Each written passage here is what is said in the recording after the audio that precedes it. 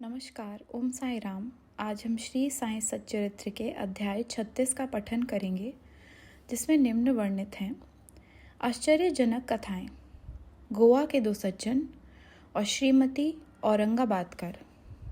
इस अध्याय में गोवा के दो महानुभावों और श्रीमती औरंगाबादकर की अद्भुत कथाओं का वर्णन है।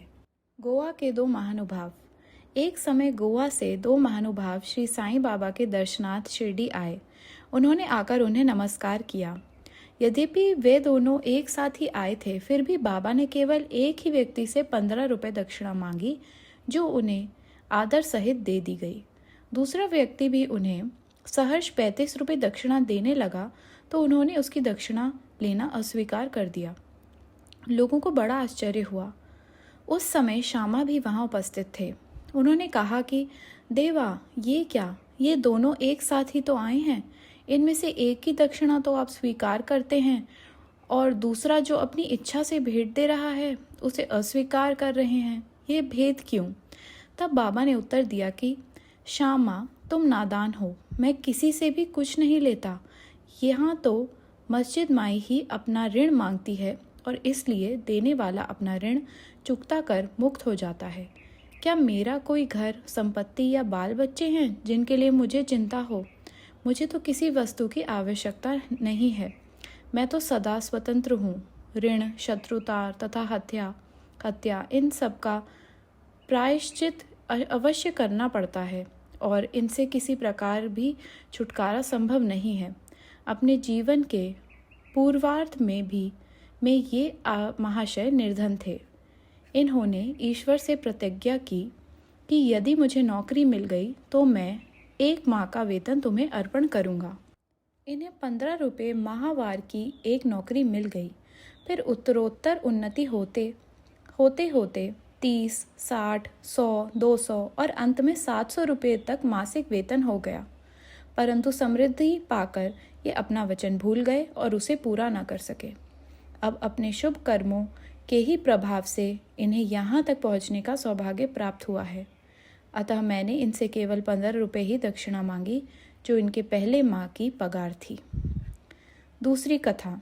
समुद्र के किनारे घूमते घूमते मैं एक भव्य महल के पास पहुंचा और उसके दालान में विश्राम करने लगा। उस महल के ब्राह्मण स्वामी ने मेरा यथोचित स्वागत कर मुझे बढ़िया स्वादिष्ट भोज्य पदार्थ खाने को दिए। भोजन के उपरांत उसने मुझे अलमारी के समीप एक स्वच्छ स्थान शयन के लिए बतला दिया और मैं वहीं सो गया। जब मैं प्रगाढ़ निद्रा में था तो उस व्यक्ति ने पत्थर खिसकाकर दीवार में सेंध डाली और उसके द्वारा भीतर घुसकर उसने मेरा खीसा कतर दिया। निद्रा से उठने पर मैंने देखा कि मेरे 30,000 रुपये चुरा लिए गए हैं। मैं बड़ी विपत्ति में पड़ गया और दुखित होकर रोता हुआ बैठ गया। केवल नोट ही नोट चुरा लिए थे, इसलिए मैंने सोचा कि ये कार्य उस ब्राह्मण के अतिरिक्त और किसी का नहीं है। मुझे खाना पीना कुछ भी अच्छा न लगा और मैं एक पखवाड़े तक दालान में ही बैठे बैठे चोरी का दुख मनाता रहा। इस प्रकार 15 दिन व्यतीत होने पर रास्ते से जाने वाले एक फकीर ने मुझे दुख से बिलखते देखकर मेरे रोने का कारण पूछा। तब मैंने सब हाल उससे कह सुनाया। उसने मुझसे कहा कि यदि तुम मेरे आदेश अनुसार आचरण करोगे तो तुम्हारा चुराया धन वापस मिल जाएगा। मैं एक फकीर का पता तुम्हें बता देता हूँ। तुम उसकी शरण में जाओ और उसकी कृपा से तुम्हें तुम्हारा धन पुनः मिल जाएगा। परंतु जब तक तुम्हें अपना धन वापस नहीं मिलता, उस समय तक तुम अपना प्रिय भोजन त्याग दो। मैंने उस फकीर का कहना मान लिया और मेरा चुराया धन मिल गया। तब मैं समुद्र तट पर आया, जहाँ एक जहाज खड़ा था, जो यात्रियों से ठसाठस भर चुका था। भाग्यवश वहाँ उस उदार प्रकृति वाले चपरासी की सहायता से मुझे एक स्थान मिल गया। इस प्रकार मैं दूसरे किनारे पर पहुंचा और वहां से मैं रेलगाड़ी में बैठकर मस्जिद माई आ पहुंचा। कथा समाप्त होते ही बाबा ने श्यामा से इन अतिथियों को अपने साथ ले जाने और भोजन का प्रबंध करने को कहा। तब श्यामा उन्हें अपने घर लीवा ले गए और उन्हें भोजन कराया। भोजन करते समय श्यामा ने उनसे कहा कि बाबा की कहानी बड़ी ही रहस्यपूर्ण है, क्योंकि ना तो वे कभी समुद्र की ओर गए हैं और ना उनके पास 30,000 रुपये ही थे। उन्होंने ना कहीं भी यात्रा की, ना उनकी कोई रकम ही चुराई गई और ना वापस आई। फिर श्यामा ने उन लोगों से पूछा कि आप लोगों को कुछ समझ में आया कि इसका अर्थ क्या था। दोनों अतिथियों की घिघिया बंद गई और उनकी आंखों से आंसुओं की धारा बहने लगी। उन्होंने रोते रोते कहा कि बाबा तो सर्वव्यापी अनंत और परब्रह्म स्वरूप हैं। जो कथा उन्होंने कही है वह बिल्कुल हमारी ही कहानी है और वह मेरे ऊपर बीत चुकी है। ये महान आश्चर्य है कि उन्हें यह सब कैसे ज्ञात हो गया। भोजन के उपरांत हम इसका पूर्ण विवरण आपको सुनाएंगे। भोजन के पश्चात पान खाते हुए उन्होंने अपनी कथा सुनाना प्रारंभ कर दिया। उनमें से एक कहने लगा कि घाट में एक पहाड़ी स्थान पर हमारा निवास स्थान है। मैं अपने जीवन निर्वाह के लिए नौकरी ढूंढने गोवा आया था। तब मैंने भगवान दत्तात्रेय को वचन दिया था कि यदि मुझे नौकरी मिल गई तो मैं तुम्हें 1 माह की पगार भेंट चढ़ाऊंगा। उनकी कृपा से मुझे 15 रुपये मासिक की नौकरी मिल गई और जैसा कि बाबा ने कहा उसी प्रकार मेरी उन्नति हुई। मैं अपना वचन बिल्कुल भूल गया था। बाबा ने उसकी स्मृति दिलाई और मुझसे 15 रुपये वसूल कर लिए। आप लोग इसे दक्षिणा ना समझे, यह तो एक पुराना ऋण का भुगतान है। दीर्घ काल से भूली हुई प्रतिज्ञा आज पूर्ण हुई है। शिक्षा। यथार्थ में बाबा ने कभी किसी से पैसा नहीं मांगा और ना ही अपने भक्तों को ही मांगने दिया।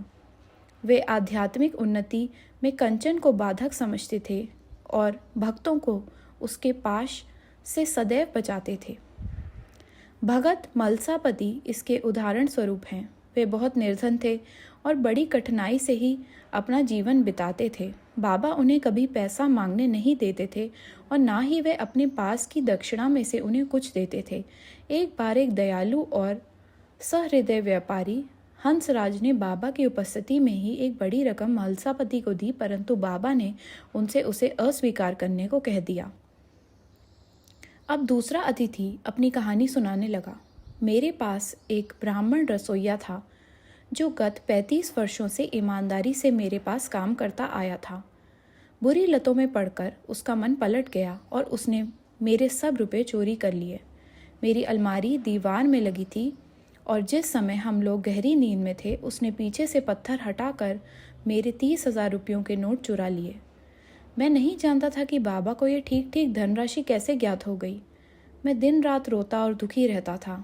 एक दिन जब मैं इसी प्रकार निराश और उदास होकर बरामदे में बैठा था, उसी समय रास्ते से जाने वाले एक फकीर ने मेरी स्थिति जानकर मुझसे इसका कारण पूछा।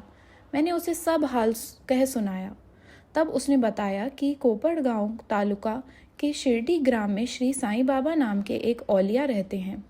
उन्हें वचन दो तथा अपना रुचिकर भोज्य पदार्थ त्याग मन में कहो कि जब तक मैं तुम्हारा दर्शन ना कर लूँगा उस पदार्थ को कदापि न खाऊंगा। तब मैंने चावल खाना छोड़ दिया और बाबा को वचन दिया, बाबा जब तक मुझे तुम्हारे दर्शन नहीं होते तथा मेरी चुराई गई धन राशि नहीं मिलती तब तक मैं चावल ग्रहण ना करूँगा। इस प्रकार जब 15 दिन बीत गए तब वह ब्राह्मण स्वयं ही आया और सब धनराशि लौटाकर क्षमा याचना पूर्वक कहने लगा कि मेरी मति ही भ्रष्ट हो गई थी जो मुझसे ऐसा अपराध हुआ। मैं आपके पैर पड़ता हूँ, मुझे क्षमा करो। इस प्रकार सब ठीक ठीक हो गया। जिस फकीर से मेरी भेंट हुई थी तथा जिसने मुझे सहायता पहुँचाई थी वह फकीर मेरे देखने में कभी भी नहीं आया। मेरे मन में श्री साईं बाबा के दर्शन की, जिनके लिए फ़कीर ने मुझसे कहा था, बड़ी तीव्र उत्कंठा हुई। मैंने सोचा कि जो फ़कीर मेरे घर पर आया था वह साईं बाबा के अतिरिक्त अन्य कोई नहीं हो सकता, जिन्होंने मुझे कृपा कर दर्शन दिए और मेरी इस प्रकार सहायता की। उन्हें 35 रुपये का लालच कैसे हो सकता है। इसके विपरीत वे अहेतुक कृपा करके आध्यात्मिक उन्नति के पथ पर ले जाते हैं। जब चोरी की गई राशि मुझे पुनः प्राप्त हो गई तब मेरे हर्ष का परावार न रहा। मेरी बुद्धि भ्रमित हो गई और मैं अपना वचन भूल गया। कोलाबा में एक रात्रि को मैंने साईं बाबा को स्वप्न में देखा। तभी मुझे अपनी शिरडी यात्रा के वचन की स्मृति हो आई। मैं गोवा पहुंचा और वहां से एक स्टीमर द्वारा बम्बई पहुंचकर शिरडी जाना चाहता था, परंतु जब मैं किनारे पर पहुंचा तो देखा कि स्टीमर खचाखच भर चुका है और उसमें बिल्कुल भी जगह नहीं है। कैप्टन ने तो मुझे चढ़ने न दिया, परंतु एक अपरिचित चपरासी ने के कहने पर मुझे स्टीमर में बैठने की अनुमति मिल गई और मैं इस प्रकार बम्बई पहुंचा। फिर रेलगाड़ी में बैठकर यहाँ पहुंच गया। बाबा के सर्वव्यापी और सर्वज्ञ होने में मुझे कोई शंका नहीं है। देखो तो हम कौन हैं और कहाँ हमारा घर। हमारा भाग्य कितना अच्छा है कि बाबा हमारी चुराई गई राशि वापस दिलाकर हमें यहाँ खींच कर लाए। आप शिरडीवासी हम लोगों की अपेक्षा सहस्त्र गुणा श्रेष्ठ और भाग्यशाली हैं, जो बाबा के साथ हंसते खेलते मधुर भाषण करते और कई वर्षों से उनके समीप रहते हैं। ये आप लोगों के गत जन्मों के शुभ संस्कारों का ही प्रभाव है जो कि बाबा को यहाँ खींच लाया है। श्री साईं ही हमारे लिए दत्त हैं। उन्होंने ही हमसे प्रतिज्ञा कराई तथा जहाज में स्थान दिलाया और हमें यहाँ लाकर अपनी सर्वव्यापकता और सर्वज्ञता। सोलापुर के सखाराम औरंगाबादकर की पत्नी 27 वर्ष की दीर्घ अवधि के पश्चात भी निस्संतान ही थी। उन्होंने संतान प्राप्ति के निमित्त देवी और देवताओं की बहुत मन्नतें की, परंतु फिर भी उनकी मनोकामना सिद्ध ना हुई।